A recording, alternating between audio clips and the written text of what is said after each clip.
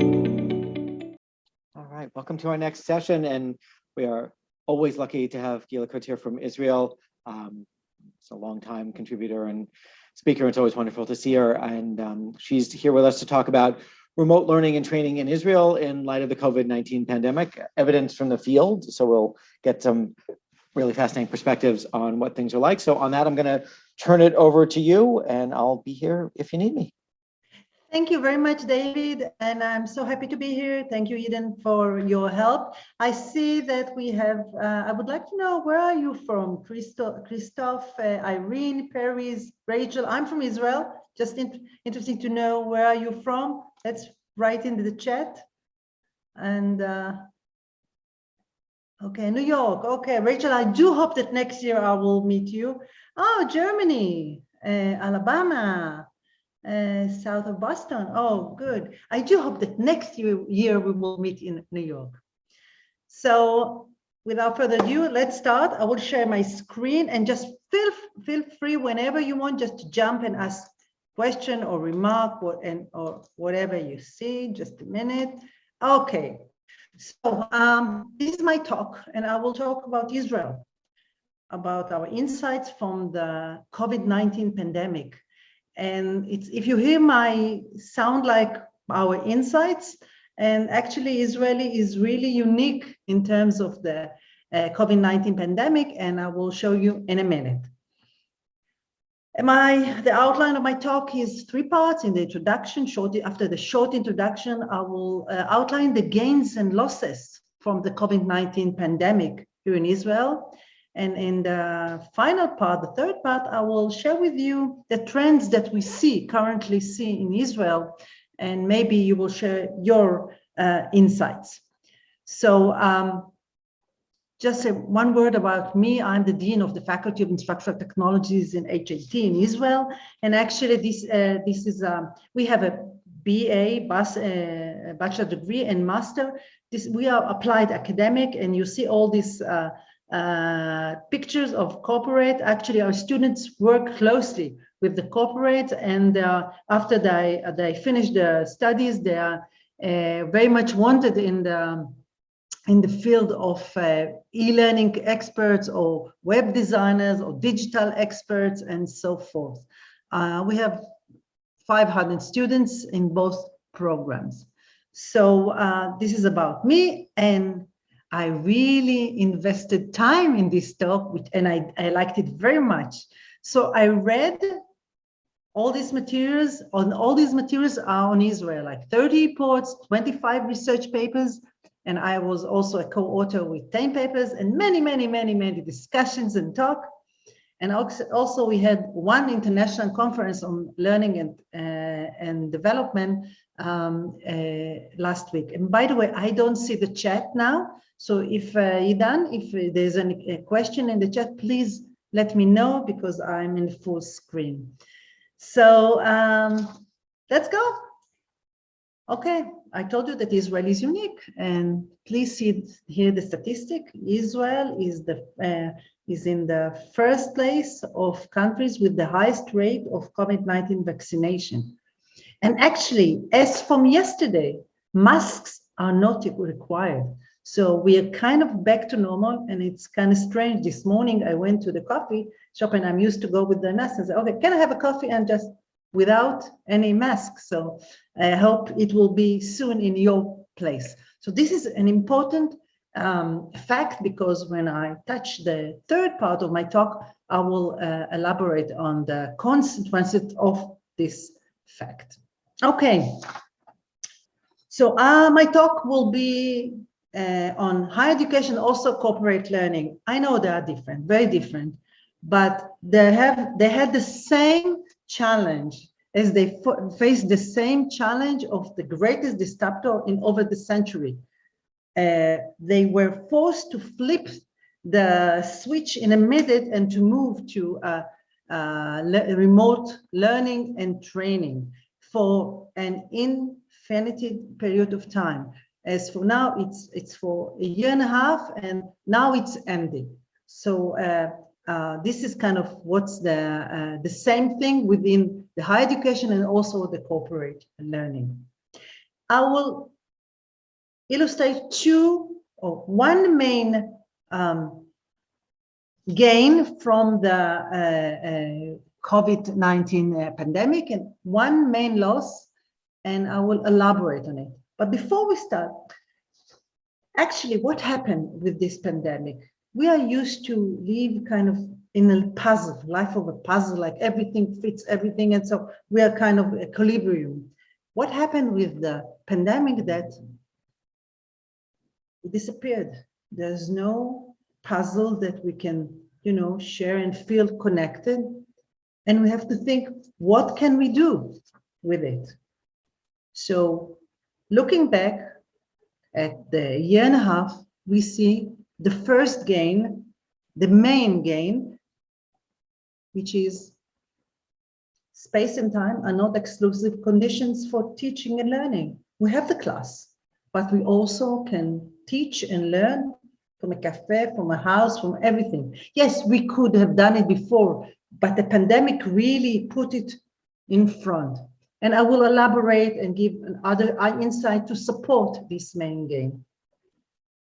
But we have main loss. And before I say maybe, I will stop and just, what do you think is the main loss in Israel? Maybe it's in your place. What is the main loss from the pandemic? You can write it in the chat. So before I share with you, it took me a while to understand that this is the main loss. Okay, I'll wait a second in the chat. Okay.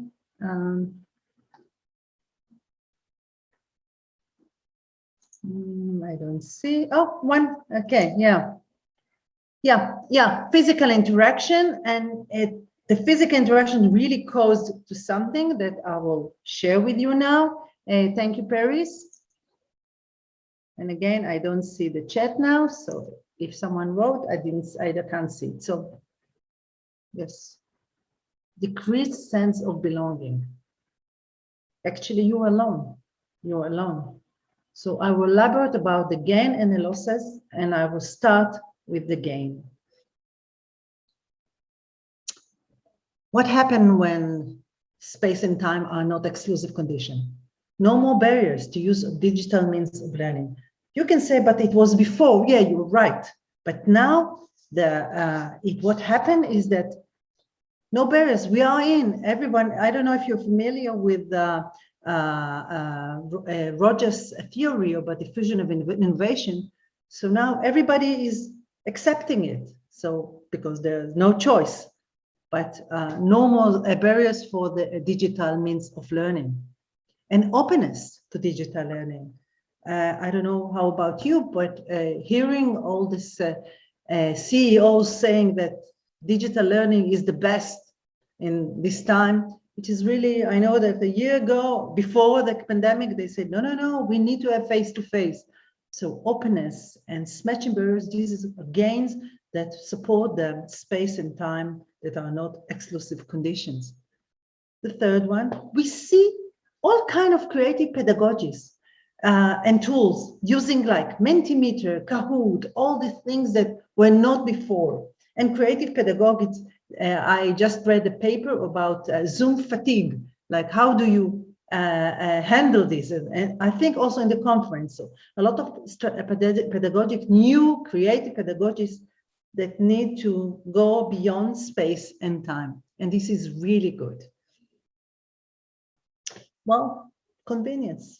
And I'm sure you understand it, like you're in your home, you teach, learn, train, and you can do whatever you want. There's no time for the traffic. You don't have to go, traffic jam, and so forth. So this is when looking at Israel, what happened, these are the main gains. Before I move to the loss, I will just let you have a look at this, and then I'll move to the main loss. It's more than digital literacy. It's readiness. Even if you have the mobile phone, even if you have the computer, knowing how to use this, how to use it. What does it mean that you are learning in a digital environment? So I moved to the losses, and as I said, the digital readiness or the digital literacy, that students and trainers that were not used to the online learning or teaching, and they don't understand sometimes what does it mean to work together in the digital environment. So this is something that we saw especially in with minorities and older workers or students. This was a huge problem. Less engagement. You're sitting here. You don't feel that you're inside. We're not in the same space. So it's kind of, you feel like you are less engaged in this session, and we see it a lot. And it causes another thing. An issue. We have a huge problem with integrity of online exams. And we have other ethical issues. And before, I want to show you, this is a paper I read for this presentation. Students report on dishonesty within online exams. And the main problem, or something that we need to worry, they don't see it as cheating. And this is something really bothering. And we see it as time goes by, it's still, if you do online exam from remotely, we see students, more and more students report on teaching and cheating. So this is really a huge problem. And the fourth one, as I said, convenience, we are at home, but actually you're living in your work, school, there are no boundaries between the two, and this is hectic and tiring. So this is something that we see that workers and students report on it. So what are we looking now that we see that the COVID-19 is on its way out in Israel, hopefully? We want our puzzle back, aren't we? We want to feel like we are okay. Every piece is in its side. I don't think this will happen. I think that what will happen is something more of like this. We will have to connect the dots, because we will have to find a connection. It's not will be so stable. And I see it in this way, and less as a whole puzzle.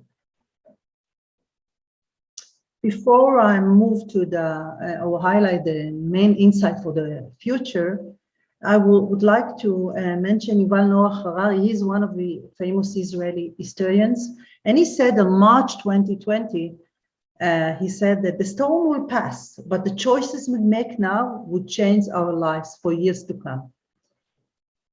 And here we see in Israel that actually in the higher education, they have no choice. And I'm sorry you will not understand unless you understand Hebrew.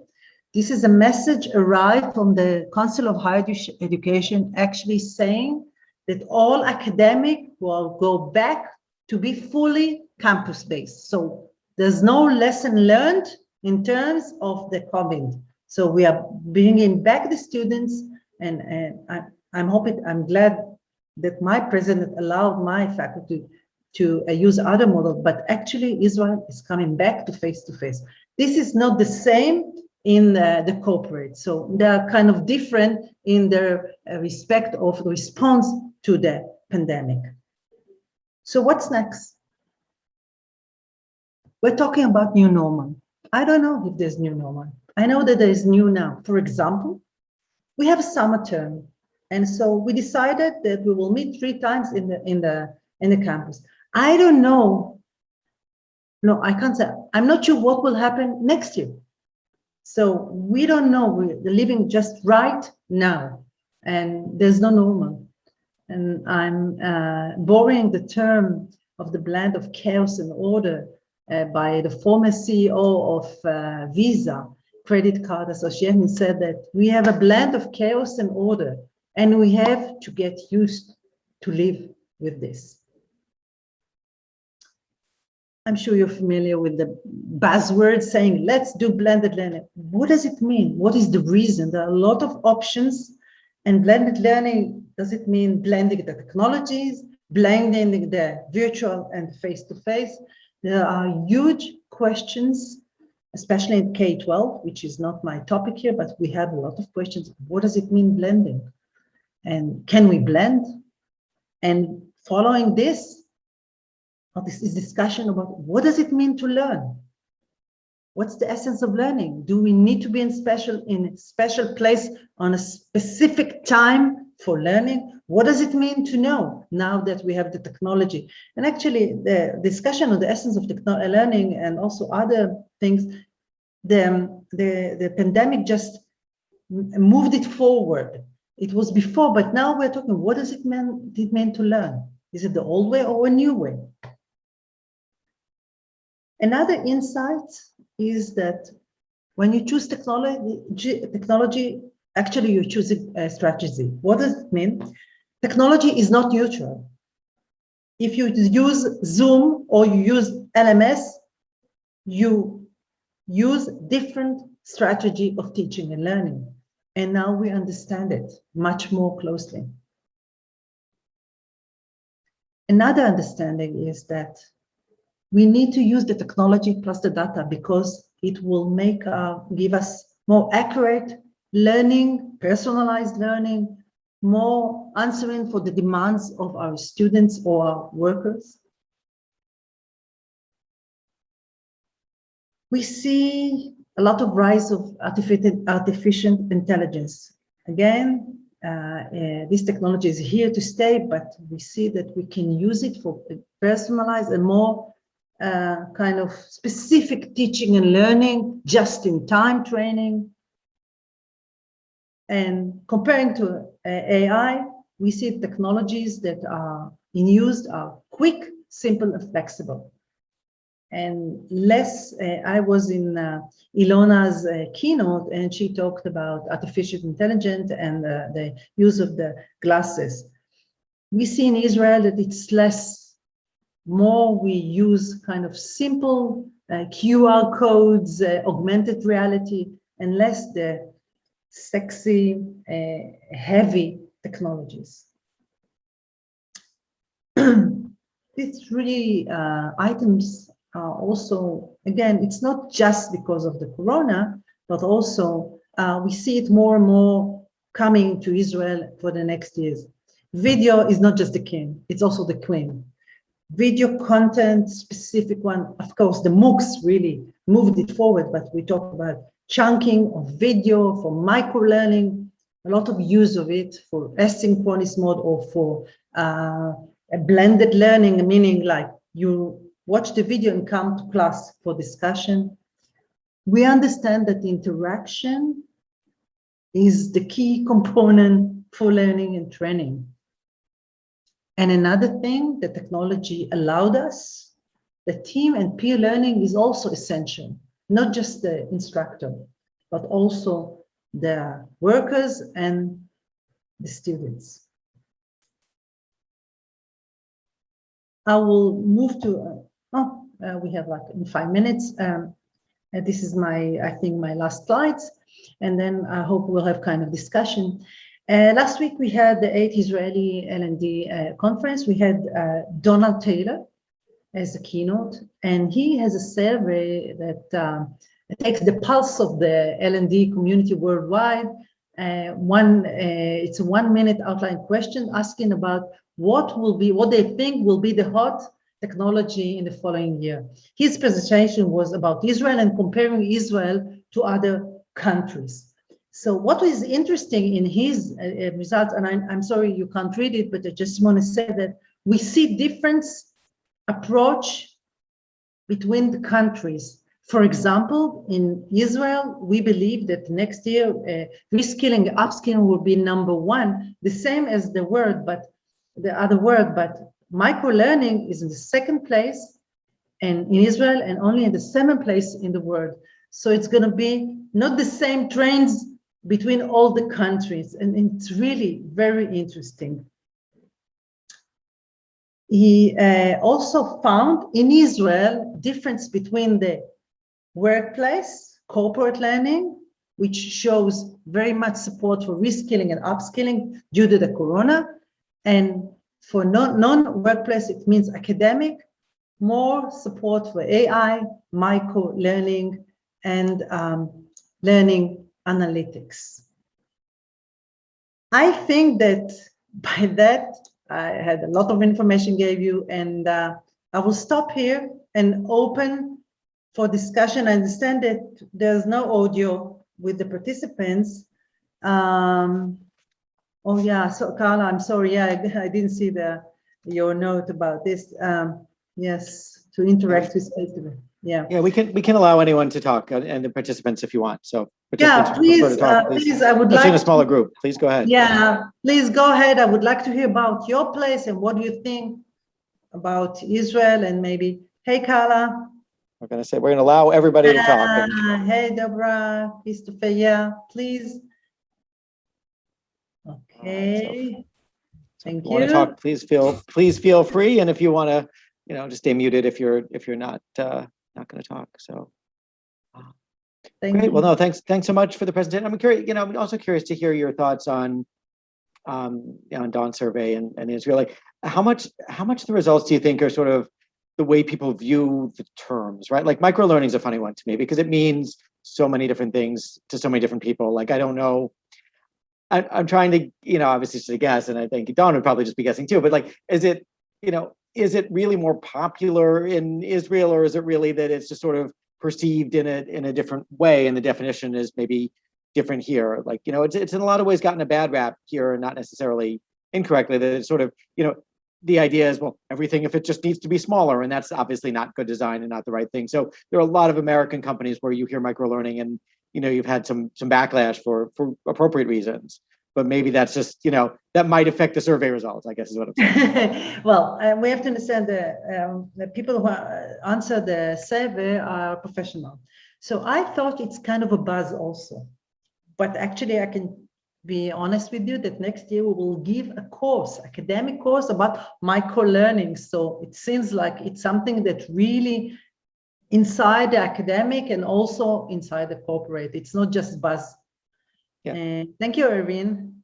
Thank you very much for your kind words. I'm very much open for maybe joint work together. Thank you. Thank you about the puzzle. Thank you. Oh, I will tell, this is my assistant did it. So I'm gonna share your remark with her. She will love it. Yeah, I'm just did a print screen of this. Yeah. Okay. Yeah. I do hope we will meet next year in New York. And I hope so. And I will be very much happy to be connected with you. So. Yeah, it'll be great to have you back in New York next year. I'm trying to think there are other questions from people and other things that we might want to talk about. Yeah, just sort of what, how the new normal is. Yeah, no, it's me too, Christoph. Yeah. You're in Germany, I think. We're in Germany because I have a lot of connection in Germany. Also, I work with Ilona, the keynote. Oh yeah, I'm located at the very south in Tübingen, close to Stuttgart. Okay, good. So yeah, we have a close connection also with Oldenburg University. All right, yeah. Okay. Yeah, thanks very much for your talk. Yeah. Thank you very much. Thanks a lot. Thank you. Have you seen connected sort of differences between what you're seeing in Israel and what you're seeing in some of the countries where you have partners? Or is it too early to tell? It's too early to say. And again, in terms of the corona, Israel is moving faster. Right, so far ahead. Yeah. So we hope we will not go back. But I think you're also on the way to be kind of freeing mask and go back to work and live. Yeah, no, it's a different world. People here in New York some people are back to the office, and it's still not that many yet, but some are, and restrictions keep getting lifted. So there's no question. Yeah, no, it's different. But in terms of the expectations here are, in terms of what how they'll work and how they'll learn. Well, are people really a lot of offices? Are people ever going to go back full time? Is it going to be kind of more of a mixed situation? And, it's interesting to see sort of as companies switch, no matter what, sort of migrate from the immediate post-pandemic, right? Like post-pandemic that, people were just trying to get something out and done, right? So, you went from one day they were doing things that were more in person to the next day, all of a sudden it's I guess it's on Zoom, because what else are you going to do? You're not going to, there are a lot of really cool learning environments you can build for certain things, but you're not going to be able to do that in 6 hours or, 2 days. So, how people now with maybe a little bit more time to look ahead, react will be interesting, to see what people take away from the experience in terms of what you can do digitally, what people take away in terms of, hopefully not overreacting and, a lot of things that just aren't really meant for, there's a lot more to online learning than, than classes that just happen to be in Zoom, right? And that's. Yeah, I agree with you. But sadly, I said that the academic is going back to the campus without learning what happened, and we're taking the advantage of online learning. The corporate world, we see that trying maybe once a week to twice a week, or you come to work for a reason. You have face-to-face meetings. Otherwise, if you come to work on your computer, there's no use to come back. So, so it's really interesting. It's really interesting. So I'm happy to be working this period of time of the corona. Yeah, no, it's an interesting time, and at least it's also an optimistic time once again. What's funny also, because the comment that you just made about the companies thinking, if you're not coming to work to have face-to-face meetings, then why bother? Which I think is a common philosophy. And to me, it's almost the opposite, right? Like I feel like what you get most out of being in an office, and this is coming from a company that's rarely in the office, even in normal times, is the informal interactions. Right. Oh, and, and the same is often true of the conferences. Like it's wonderful to see people's talks in person. I really enjoy it, but so much comes from the break times that we get together, the dinner that you get together, the time when, you and I see each other in the hallway and we stop and we talk for 10 minutes and that kind of thing. And that's, so much more of it. And you lose that when you're not in person, I think, more than you lose the other things, to me.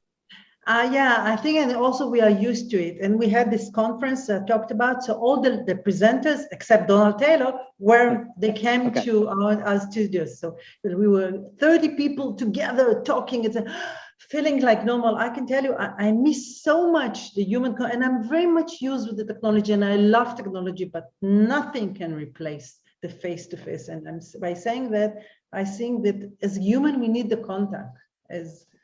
So I hope we will go back there soon. Seems like we're heading in a good direction. So at least it's an encouraging time. Yeah. Looking forward to next year being, to being back in person in New York next year. Certainly, we're hoping so. Hope so too. Well, anything else? We're probably just about at the end of the time, and we have a bit of a break, a little bit longer break today till 1:30. So wonderful to see you. We'll see you next year in person. And thank you, everyone. Thank you, Idan, for your help. Thank you very much. Thank you. Wonderful. All right. Thanks, everybody. Take care. We'll see you back at 1:30. Okay. Bye-bye. Bye-bye. Bye-bye. Bye-bye.